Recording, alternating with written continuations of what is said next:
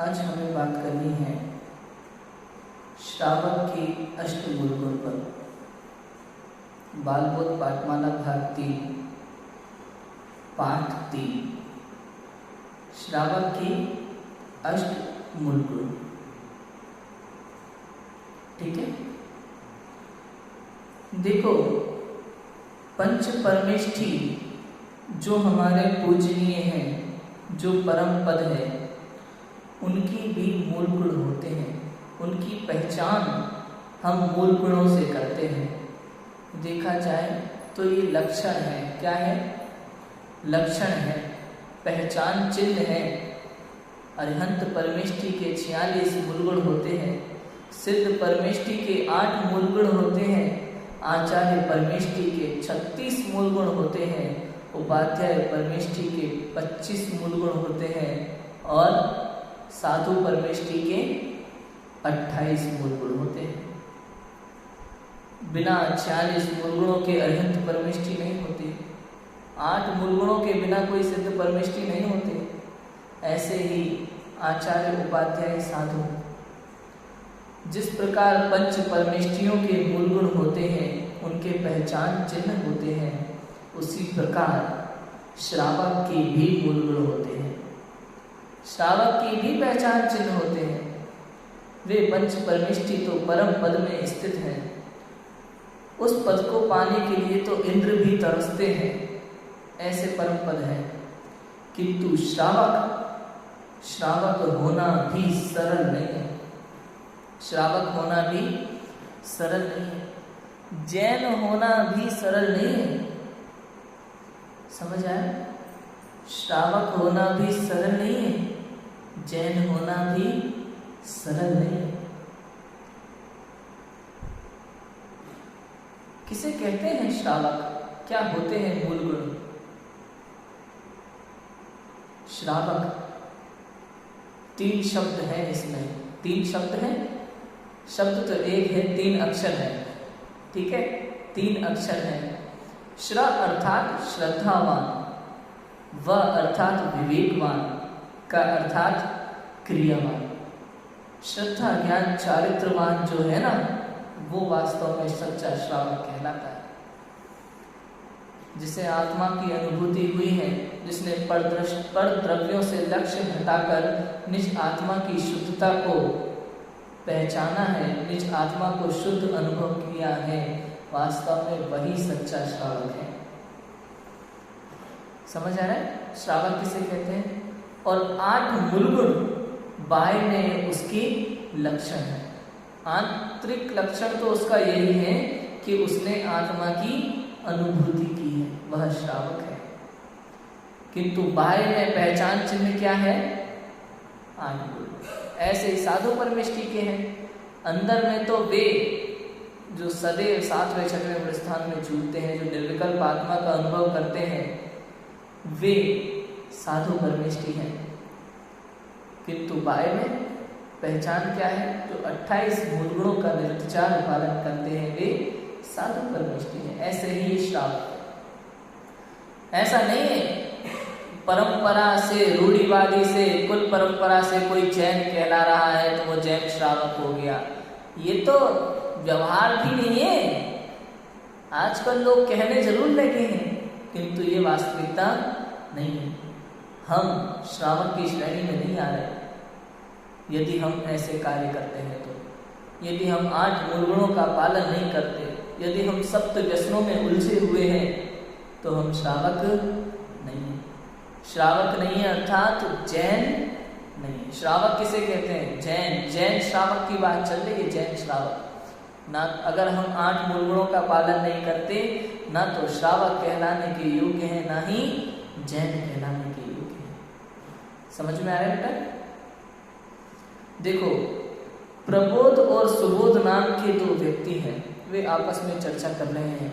इस चर्चा के माध्यम से हम अष्टमूल गुणों को समझेंगे। बहुत शॉर्ट में, बहुत संक्षेप में, बहुत सरल भाषा में इसमें समझाया है।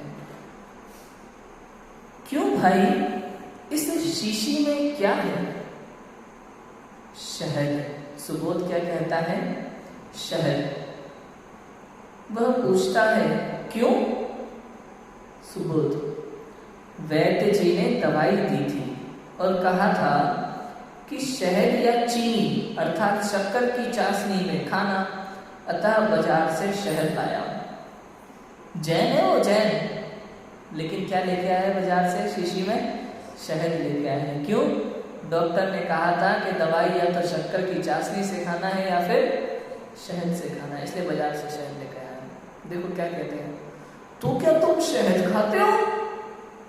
मालूम नहीं, ये तो महान अपवित्र पदार्थ है, मधुमक्खियों का मल है, बहुत से त्रस्त जीवों के घात से उत्पन्न है, इसे कदापि नहीं खाना चाहिए। कब नहीं खाना चाहिए? कदापि नहीं खाना चाहिए। कदापि अर्थात कभी भी नहीं खाना चाहिए। कदा अपि, कभी भी, कभी भी नहीं खाना चाहिए इस शहद को। क्या होता है पता है? शहद क्या होता है? किससे बनता है शहद? मालूम है किससे बनता है? किससे बनता है? मधुमक्खियों से बनता है। कैसे बनाते हैं? फूल से बनता है। कहते हैं, लोग कहते हैं कि फूलों के रस को शहद कहते हैं। मुझे समझ में नहीं आता, फूलों से कभी किसी को शहद निकालते देखा है आपने? कहाँ से निकालते हैं? मधुमक्खियों के छत्तों से। लेकिन वहां तो मुझे फूल नजर नहीं आते, छत्ते में तो फूल है नहीं, तो फिर कैसे बनता है कि मधुमक्खियां फूलों में से रस निकाल करके अपने छत्ते में लेकर के जाती हैं। ये ठीक है? पक्का? चलो अच्छी बात है। मधुमक्खियां मेहनत करती हैं, फूलों में से रस निकालती हैं और छत्ते तक लेकर के जाती हैं। हमारे लिए तो करती हैं इतनी मेहनत, तो क्या करती होंगी? कुछ बास्केट वगैरह लेके जाती होंगी, किसी में पॉलीथिन वगैरह कुछ लेकर जाती होंगी। किस में लाती हैं? ऐसे हाथ में, अंजुली में? कैसे लाती होंगी? फूलों में से निकाल के। निकालती कैसे है फूलों में से? कि फूलों का रस चूसती है। मधुमक्खियां पहले फूलों का रस चूसती हैं और मुंह में भर के, अपने मुख में भर के उस रस को लेकर के जाती है और छत्ते में क्या कर देती है? उसकी उल्टी कर देती है। क्या कर देती है? अर्थात वो शहद क्या है? मधुमक्खियों की वोमिटिंग, उल्टी है। कौन किसकी उल्टी खाना पसंद करेगा बताओ? एक बालक, उसके लिए सबसे प्रिय कौन है? उसकी माता। क्या वो अपने माता की उल्टी खाना पसंद करेगा? सोचो, किसकी खाना पसंद करोगे? अच्छा, कुत्ते की? गाय की तो खा लेंगे, गाय तो पवित्र जानवर है भाई, दूध पी लेते हैं तो उल्टी भी खा सकते हैं। किसकी खाना पसंद करेंगे? किसी की। तो मधुमक्खी में क्या कोई विशेषता है क्या? मधुमक्खियों की उल्टी अच्छी होती है, गुणवान होती है। मधुमक्खियों की ही उल्टी क्यों खाना? घृणित पदार्थ है, गंदगी है, लोक में भी जिसे सही नहीं माना जाए ऐसा ऐसा अपवित्र पदार्थ होता है शहद। और अच्छा, ये मधुमक्खियां जो शहद में क्या किस में रहती है? छत्ते में रहती है ना। जो छत्ते में मधुमक्खी रहती है तो बढ़िया टेस्ट बात बनाए होंगे, रूम बनाए होंगे, अच्छा एक एक मधुमक्खी के रहने का। तो कहाँ अपनी नित्य क्रिया कहाँ करती है वो? वही उसी जगह पे, उसी जगह पे नित्य क्रिया करती है। तो मल मूत्र सब, पोटी वोटी सब उसी में मिला होता है शहद में। कुल मिलाकर के पूरा महापवित्र पदार्थ, सारी गंदगी और छोटी छोटी मधुमक्खियां जो नई नई उत्पन्न होती हैं, कुछ मर जाती है, वो भी उसी में मिल जाती है। और ये लोग क्या उसमें से छांटा भी नहीं करते हैं, निचोड़ देते हैं उसी का रस पूरा। और निकालते कैसे हैं कि भैया शहर लेने जाते होंगे तो मधुमक्खियां सब हट जाती होंगी, आओ भैया ले जाओ हमारी मेहनत का, हाँ हमारा घर तोड़ दो आकर के। तो जबरदस्ती उनका घर तोड़ते हैं, उन्हें जला देते हैं, मार देते हैं। कुछ लोग तो पता है क्या करते हैं? मधुमक्खियों के छत्ते निकालने वालों से, शहद निकालने वालों से कुछ ना कुछ लोग तो क्या करते हैं, बड़ी ही चतुराई से उस कपड़े को छत्ते के ऊपर लपेटते हैं, मधुमक्खी सही थी उसको निचोड़ देते हैं। कितनी ही जीवों का घात है सोचो। महाहिंसा से उत्पन्न पदार्थ, लोक निंदे महा अपवित्र पदार्थ, वह है शहद। जो सज्जन पुरुषों को खाने योग्य नहीं है, खाने योग्य नहीं है सज्जन पुरुषों को। तो क्या कहता है, देखो भाई हम तो साधारण श्रावक है, कोई व्रती थोड़ी ना है। तर्क तो देखो, आज के समय किसी जैन व्यक्ति से आप कह दो अरे तुम ये खाते हो, इसमें तो हिंसा होती है, अरे हम तो गृहस्थ है, हम कोई व्रती महाराज थोड़ी है। कौन समझाए, कौन समझाए? देखो क्या लिखा है, अरे भाई प्रबोध, साधारण श्रावक भी अष्टमूल गुण का धारी और सप्त व्यसन का त्यागी होता है। मधु अर्थात शहद का त्याग अष्टमूल गुणों में आता है। साधारण श्रावक भी अष्टमूल गुण का धारी होता है और सप्त व्यसन का त्यागी होता है। इसके लिए कोई अलग से सर्टिफिकेट नहीं होता कि नहीं हम तो व्रती नहीं है भैया, तो मतलब कुछ भी कर सकते हैं, ऐसा नहीं। बहुत बड़ी समस्या है ये तो हमारे जीवन में आज के समय। जरा सी बात के लिए अगर कहीं कुछ कह दे कि ये हमारे करने योग्य नहीं है, हम तो गृहस्थ हैं, मतलब लाइसेंस मिल गया सारे पाप करने का, हम तो गृहस्थ हैं, हम व्रती नहीं है, हम साधु नहीं है, मतलब हम तो सब पाप खुलकर कर सकते हैं बिल्कुल बिना किसी से चिंता किए, सब कुछ कर सकते हैं। अरे भाई जितना बनता है उतना तो पापों का त्याग कर सकते हो कि नहीं कर सकते घर में रहकर? गृहस्थ किसे कहा जाता है पता है? जैन गृहस्थ किसे कहा जाता है जैन मत के अनुसार? ऐसा व्यक्ति जो मुनि व्रत लेना चाहता है, ऐसा व्यक्ति जो वास्तव में मोक्ष मार्ग में लगना चाहता है, किंतु अपनी किसी शारीरिक और जिम्मेदारी कमजोरियों के कारण, अपनी किसी शारीरिक कमजोरी और कुछ जिम्मेदारी पारिवारिक जिम्मेदारियों के कारण वह दीक्षा नहीं ले पाता, किंतु घर में रह कर के ही आवश्यक व्रतों का पालन करता है, जैनाचार पूर्वक अपने जीवन का पालन करता है, वह वास्तव में गृहस्थ श्रावक कहलाता है। वह गृहस्थ है जो घर में रहकर धर्म मार्ग को अपनाता है, वह गृहस्थ है। जो लोक निंद कार्यों को करे, जो मिथ्यात्व को पाले, कुछ भी उल्टा सीधा कर रहा है, वो गृहस्थ नहीं होता। गृहस्थ नहीं, मिथ्यात्व तो देखो कितना दूर, दिन पे दिन। सोचो यहाँ से अगर दुकान तक जाता है ना व्यक्ति, तो दुकान पे जाके पहला मिथ्यात्व, शटर उठा दे सबसे पहले तो ये क्या है, ये क्या था? मतलब सोचो आप, ये दुकान पे ये करने का क्या अर्थ है? किसको पूछ रहे हो? कोई देव है, कोई भगवान है, गुरु है, महाराज है, क्या है? क्या लौकिक प्रवृत्ति का साधन है भाई। घर है, दुकान है, पूजा पाठ के योग्य थोड़ी ना है। कोई ठेला भी लगाता है तो सबसे पहले ठेले को, हद हो गई। क्या है मिथ्यात्व, मिथ्यात्व, गहन मिथ्यात्व जो हमारे हृदय में बैठा हुआ है, हमें संसार में भटका रहा है, हमारे दुख का कारण है, हम समझ ही नहीं पाते। समझ आया अष्टमूल गुण?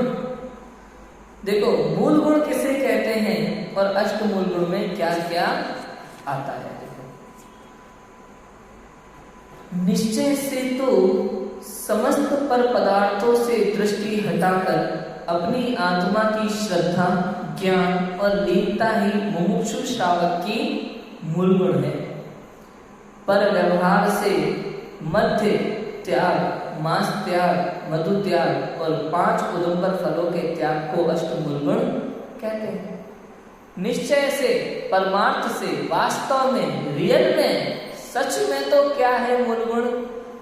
कि पर से दृष्टि हटाकर, पर पदार्थों से दृष्टि हटाकर, क्रोधाधिक भावों पर से भी दृष्टि हटाकर अपनी निज आत्मा की श्रद्धा, ज्ञान और चारित्र, उसी में ही लीन हो जाना, उसी में ही रम जाना, जम जाना, वास्तव में वही मूल गुण है। निश्चय में तो वही जैन श्रावक के मूल गुण है। वही सच्चा श्रावक है जिसे आत्मानुभूति हुई है, वही जैन कहलाता है जिसे आत्मानुभूति हुई है, वही सम्यक दृष्टि कहलाता है जिसे आत्मानुभूति हुई है। समझ आए? चौथा गुण स्थानवर्ती श्रावक, अविरत सम्यक दृष्टि जिसे कहा जाता है। व्रति में नहीं आता ये व्रति के लक्षण नहीं है। साधारण श्रावक के लक्षण है, सामान्य श्रावक, साधारण श्रावक, समझ आए, उसके लक्षण है। और व्यवहार से पहचान चिन्ह क्या है कि मध्य त्याग, मांस त्याग, मधु त्याग और पंच उदुम्बर फलों का त्याग। कौन कौन से पंच उदुम्बर फल? बड़ का फल, पीपल का फल, ऊमर का फल, एक कठूमर होता है, इसे बूलर कहा जाता है, कठूमर, अंजीर बोलते हैं जिसे, उसका फल, और पाकर, एक पाकर नाम का फल। बड़, पीपल, ऊमर, कठूमर और पाकर। कितने हो गए टोटल? 8। मध्य, मांस, मधु, 3 हो गए, मध्य, मांस, मधु, बड़, पीपल, ऊमर, कठूमर और पाकर। ये 8 मूल गुण है। ये 8 मूल गुण है, इनका त्याग वो 8 मूल गुण है। समझ आया? अष्टमूल गुण। ये व्यवहार से देखो, मधु त्याग तो शहद के त्याग को कहते हैं, पर मध्य त्याग किसे कहते हैं? मधु त्याग समझ में आ गया? वो गंदगी, वो पदार्थ, मधुमक्खियों का मल मूत्र, वो शहद है और महाहिंसा से बनता है, और उसमें प्रति समय त्रस जीव उत्पन्न होते हैं। कौन से जीव उत्पन्न होते हैं? त्रस जीव उत्पन्न होते हैं। त्रस जीव अर्थात 2 इंद्रिय से 5 इंद्रिय तक के जीव। 2 इंद्रिय से 5 इंद्रिय तक के जो जीव होते हैं, उनका जो शरीर होता है, उस शरीर को क्या कहते हैं पता है? उस शरीर को कहते हैं मांस। क्या कहते हैं? तो उसका भक्षण मांस भक्षण में आता है। समझ आई बात? मधु त्याग, उसमें जो उत्पन्न होने वाले 2 इंद्रिय से 5 इंद्रिय तक के जीव हैं, जो त्रस जीव हैं, प्रति समय उसमें उत्पन्न होते हैं, मधु के साथ उनका भक्षण होगा तो उसमें मांस भक्षण का भी दोष नहीं। समझ आए? इधर तो देखो क्या कहते हैं, मधु त्याग तो शहद के त्याग को कहते हैं। समझ आया? इसकी तो हमने चर्चा कर ली। ये मध्य त्याग क्या होता है? मध्य अर्थात तो सब जानते हैं, शराब। तो क्या सिर्फ मध्य अर्थात शराब? शराब का त्याग तो मध्य त्याग हो गया? तो नहीं, देखो, शराब वगैरह वगैरह आदि, शराब आदि मादक वस्तुओं के सेवन करने का त्याग करना मध्य त्याग है। मादक वस्तुओं का क्यों? यह पदार्थों को सड़ा गलाकर बनाई जाती है, अतः इसके सेवन से लाखों जीवों का घात होता है। नशा उत्पन्न करने के कारण विवेक समाप्त होकर आदमी पागल सा हो जाता है। इसका त्याग करना भी अति आवश्यक है। समझ आए? मद्य अर्थात शराब, सिगरेट, गुटखा, चरस, गांजा, कोकीन, हेरोइन, कितनी सारी चीजें, ये सब मद्य में आता है। जो व्यक्ति शराब पीता है वो जैन नहीं है। जो व्यक्ति सिगरेट पीता है वो श्रावक नहीं है, जैन नहीं है, जैन कहलाने के योग्य नहीं है। कोई कुल से जैन नहीं होता, कोई कुल से ब्राह्मण नहीं होता, कोई कुल से क्षत्रिय नहीं होता, अपने गुणों से बनता है। भगवद गीता में भी श्लोक लिखा है, हिंदुओं में भी एक, कि कर्म से व्यक्ति का वर्ण बनता है, कुल से नहीं, जाति से नहीं, कर्म से। कोई भी व्यक्ति अपने कर्मों से किसी भी कुल को पा सकता है, कर्मों से, जाति से, उत्पन्न से कोई अर्थ नहीं है। अजैन व्यक्ति भी इन अष्टमूल गुणों का पालन करके जैन बन सकता है, और जैन व्यक्ति इन अष्टमूल गुणों का ना पालन करते हुए वह अजैन है। समझ में आ रहा है कि नहीं आ रहा है? जो व्यक्ति शराब पीता है, जो व्यक्ति सिगरेट पीता है, जो व्यक्ति बीड़ी पीता है, जो व्यक्ति तंबाकू खाता है, गुटखा खाता है, नशीले पदार्थों का सेवन करता है, वह जैन कहलाने के योग्य नहीं।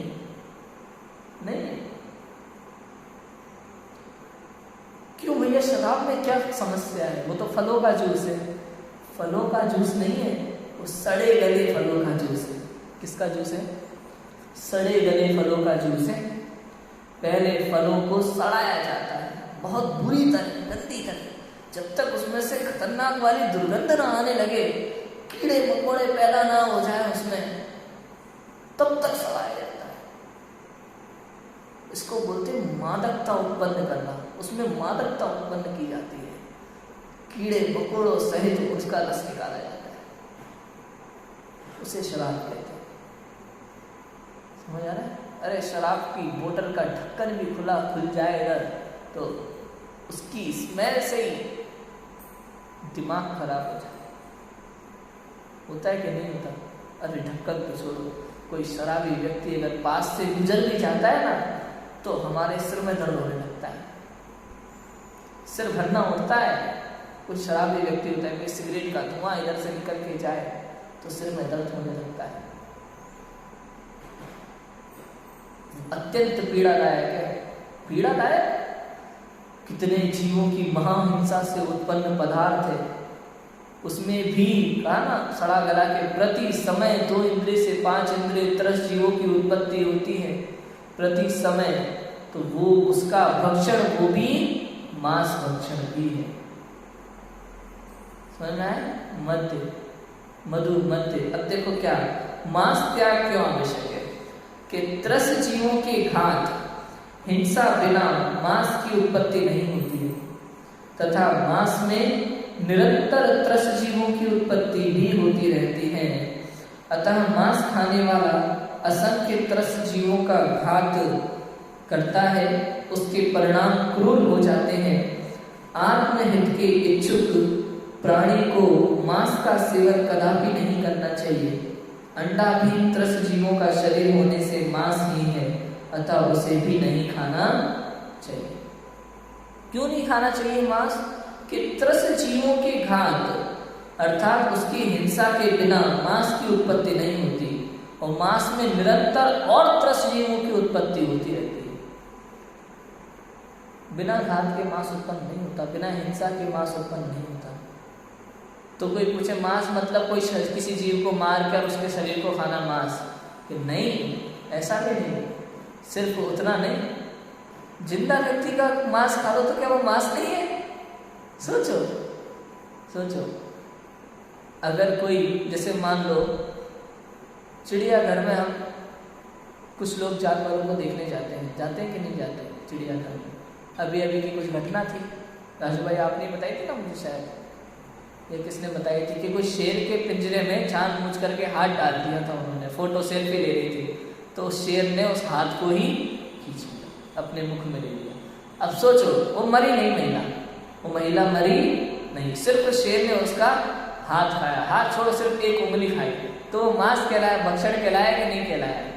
महिला तो जिंदा है, तो जिंदा आदमी का मांस क्या मांस नहीं है? वो भी मांस है। बौद्ध धर्म जो है ना, बौद्ध धर्म, उनकी परिभाषा यही है, भैया हम मार कर नहीं खाते, किंतु मरा हुआ जो है उसकी तो हमने हिंसा नहीं की, वो तो अपना मर चुका, पहले मर चुका वो तो, अब उसको खाने के बस। अरे मांस में प्रति समय त्रस जीवों की उत्पत्ति होती है, 2 इंद्रिय से 5 इंद्रिय के जीवों की उत्पत्ति होती रहती है, तो उनका शरीर भक्षण, वो भी तो मांस भक्षण है। वो शरीर, पहली बात तो मारना नहीं, शरीर मांस है, और फिर 2 इंद्रिय से 5 इंद्रिय जीवों की उत्पत्ति होती है, हिंसा होती है, वो भी मांस भक्षण, महाहिंसा।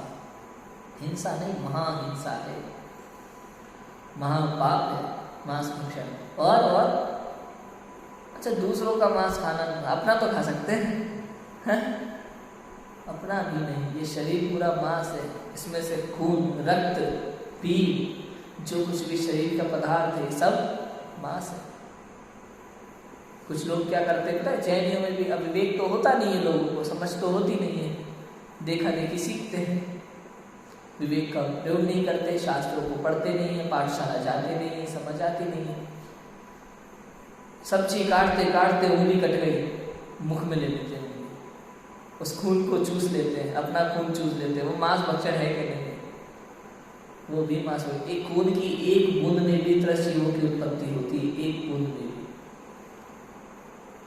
वो भी उसका भक्षण करने योग्य नहीं। कभी कभी जीभ भी कट जाती है तो उसका मुंह में जाता है, तुरंत कुल्ला करके बाहर थूक देना चाहिए, पेट में नहीं जाना चाहिए, अंदर नहीं लेना चाहिए। खून, अपना खून भी भक्षण करने योग्य नहीं है। बाहर कर देना चाहिए, सब मांस भक्षण में आता है। समझ में आया? ये भी व्यवहार है। निश्चय से तो पता है मांस भक्षण क्या है?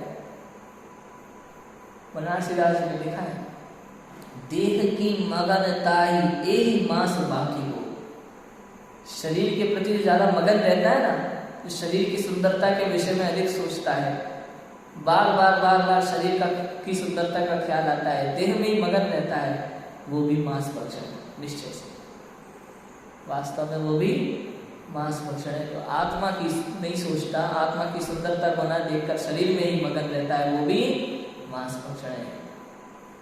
समझ में आया? क्लियर है? आत्महित के इच्छुक, देखो मांस खाने वाला असंख्य त्रस्त जीवों का घात करता है, उसके परिणाम क्रूर हो जाते हैं। जैसा खाए अन्न वैसा होवे मन।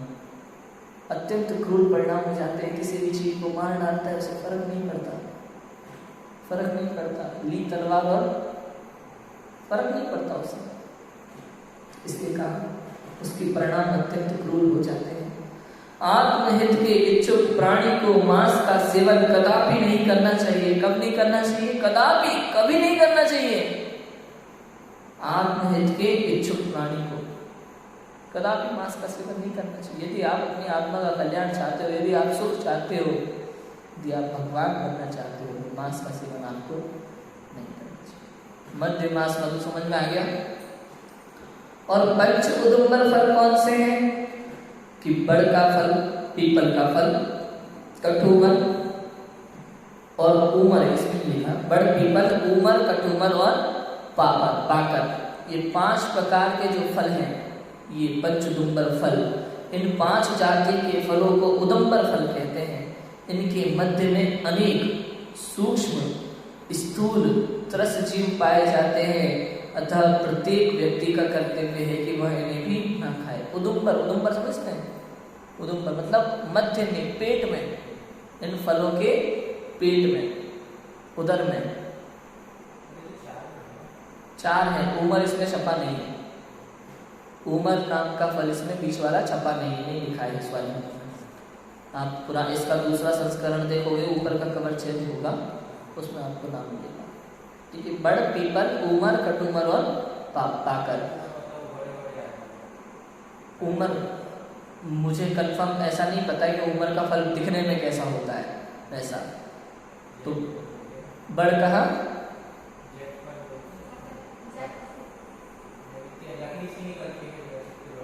वो उसमें देखना पड़ेगा गूगल पे। बड़, पीपल, ऊमर, कटूमर, पाकर, मतलब ये फलों की मैं पहचान बता देता हूँ कैसे। सिर्फ 5 नहीं, ऐसे कई फल, एक फल है अजान फल, जिन्हें हम जानते नहीं, वो भी खाने योग्य नहीं है ना।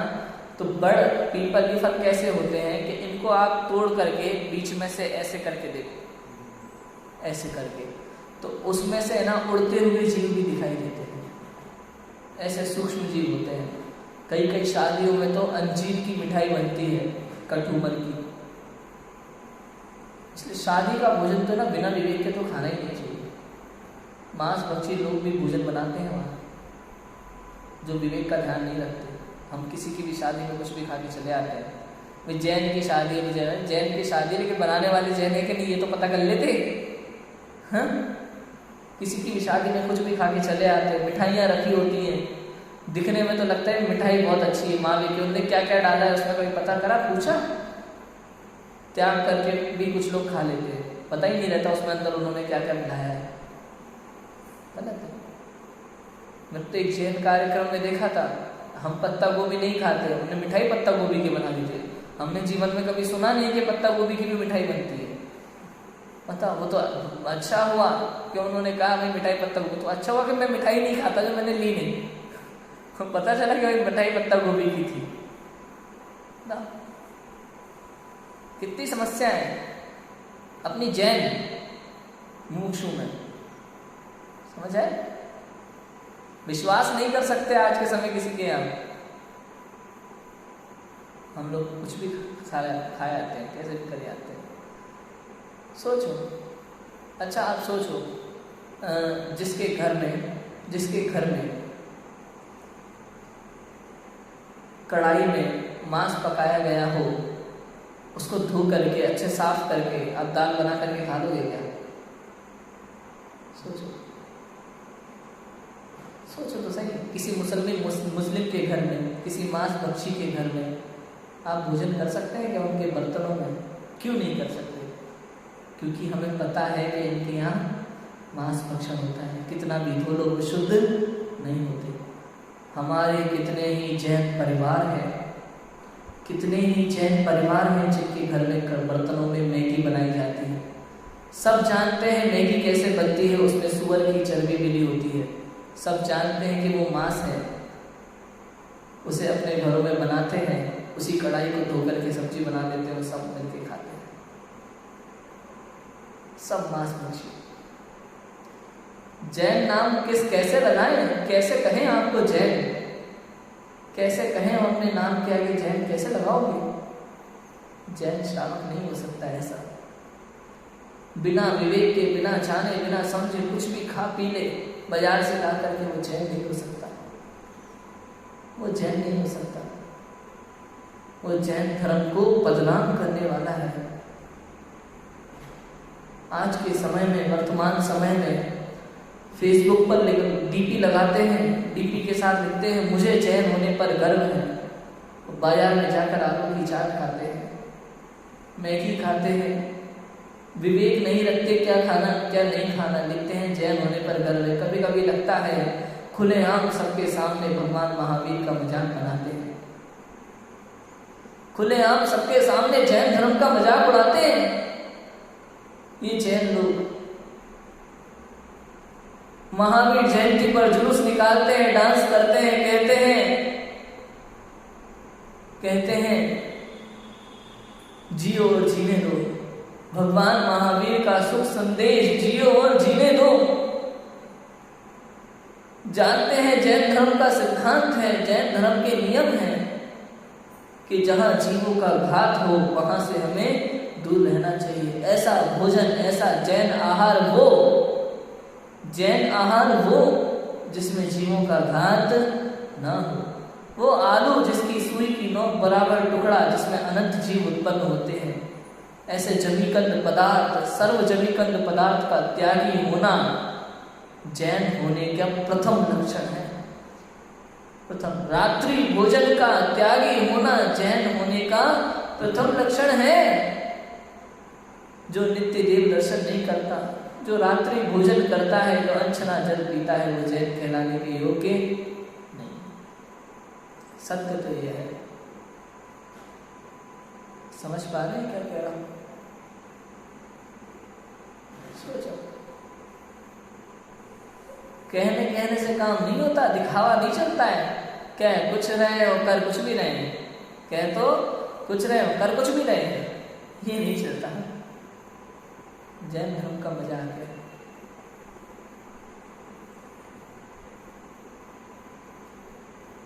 पापा कह रहे बेटा मुझे एक गिलास पानी दे दे, प्यास लगी है जोर से। और बेटा कह रहा है पापा की जय हो, पापा की जय हो, पापा की जय हो। बेटा जय तो ठीक है, पानी तो लाके दे दे एक गिलास। बेटा पापा की जय हो, लगाता रहे जयकारा। उससे भक्ति नजर नहीं आती। भक्ति कब है? जब तू पापा की बात माने। भगवान जो कहते हैं, मुनिराज जो कहते हैं, उनकी बात तो सुनना नहीं है। और जयकारा गुरुदेव का, महावीर भगवान की जय, इससे भगवान की भक्ति नजर आती नहीं, इससे कुछ नहीं होता। जैन धर्म का एक नियम पालन करने की तुझमें शक्ति नहीं है और कहता है मुझे जैन होने पर गर्व है। ये तो जैन धर्म का मजाक बनाता है। समझ में आ रही कि नहीं आ रही बात? अष्टमूल गुण का पालन पहला कर्तव्य है एक जैनी का, होना ही चाहिए। देखो मैंने प्रवचन में सुना था कि आत्मज्ञान बिना तो इनका त्याग कार्यकारी नहीं है, अतः हमें पहले तो आत्मज्ञान करना चाहिए ना। देखो क्या उत्तर दिया है भाई, आत्मज्ञान तो सच्चा मुक्ति मार्ग है, पर ये बताओ शराबी कबाबी को भी आत्मज्ञान हो सकता है क्या? अतः आत्मज्ञान की अभिलाषा रखने वाले अष्टमूल गुण धारण करते हैं। सोच, शराबी कराबी कबाबी को भी आत्मज्ञान हो सकता है क्या? इसका त्याग तो कर पहले। जिस व्यक्ति को आत्मज्ञान करना है, जो आत्मज्ञान का अभिलाषी है, जो सम्यक दर्शन का अभिलाषी है, जो मोक्ष मार्ग का अभिलाषी है, जो सच्चे सुख का अभिलाषी है, उसे सर्वप्रथम नित्य देव दर्शन, रात्रि भोजन का त्याग, छने पानी का ही सेवन और अष्टमूल गुणों का त्याग करना, ये सप्त व्यसनों का त्याग करना, अष्टमूल गुणों का पालन करना, सप्त व्यसनों का त्याग करना, ये अत्यंत आवश्यक है। इसके बिना आत्मज्ञान हो सकता नहीं। कितना ही झट ले, मैं राग से, मैं इससे, मैं उससे, मैं गया एक शुद्ध बुद्ध फलाना ठिकाना, कुछ भी करता है बैठा बैठा, इससे कुछ होने वाला नहीं है। सबसे पहले ये आवश्यक है। अपने यहाँ भी ऐसे बहुत लोग हैं, मैंने तो देखा है, इधर यहाँ समय सार का भाषण चल रहा है, बढ़िया, मैं एक हूँ, मैं शुद्ध हूँ, त्रिकाली गायक चेतन परमात्मा सब, और रात को निकले आए और पाव भाजी खा रहे ठेले पे खड़े होके। मुंबई में देखा है मैंने। होता है ऐसा, वही करना पड़ता है, रात को ऑफिस से लेट हो जाते हैं। हद हो गई, क्या करोगे इतना कमा के? हाँ, शनिवार रविवार को फुल फैमिली के साथ पार्टी चल रही है, स्विमिंग पूल में नहा रहे हैं, एक दूसरे का पेशाब तक मुख में जाता है। सोचो कितनी गंदगी है, इतना गंदा जीवन है, इतना रखा है इसे। इन सबका त्याग करना अत्यंत आवश्यक है, वरना जैन कहलाने के योग्य नहीं है। तो ये अष्टमूल गुण समझ आ गए। मध्य मांस मधु का त्याग और पंचदुम्बर फलों का त्याग। दूसरा, अनेक आचार्यों ने अपने समय में जिसका प्रभाव देखा, उनके हिसाब से उन्होंने अलग अलग अष्टमूल गुण लिखे हैं श्रावक के। 3 प्रकार का वर्णन मिलता है। एक तो ये कि मध्य मांस मधु का त्याग और पंचदुम्बर फलों का त्याग। दूसरा ये मध्य मांस मधु का त्याग और 5 अणुव्रतों का पालन, हिंसा आदि 5 पापों का एक देश त्याग। समझ में आया? ये दूसरे अष्टमूल गुण हो गए। तीसरा एक और है कि 5 मद्य त्याग, मधु त्याग, मांस त्याग, फिर 5 दुम्बर फलों का त्याग को एक में लिया। ये 4 हुए, ठीक है। इन 4 के बाद में नित्य देव दर्शन, अनछने पानी का त्याग, रात्रि भोजन का त्याग। कितने हो गए? 4 और 3 7 हो गए। और लास्ट है जीव दया। ये भी इस तरीके से 8 मूल गुण, ये 3 प्रकार के अष्टमूल गुण अलग अलग आचार्यों ने अपने अलग अलग ग्रंथ में कहे हैं। और इन सब का पालन एक जैन श्रावक के लिए महत्वपूर्ण है, सर्वप्रथम है, लक्षण है ये जैनों का। और ये अगर नहीं है तो वो जैन कहलाने के योग्य, श्रावक कहलाने के योग्य है ही नहीं। हम सभी अपना परीक्षण करें और मोक्ष मार्ग में बढ़ें, मूल गुणों का पालन करें। इसी मंगल भावना से की बात को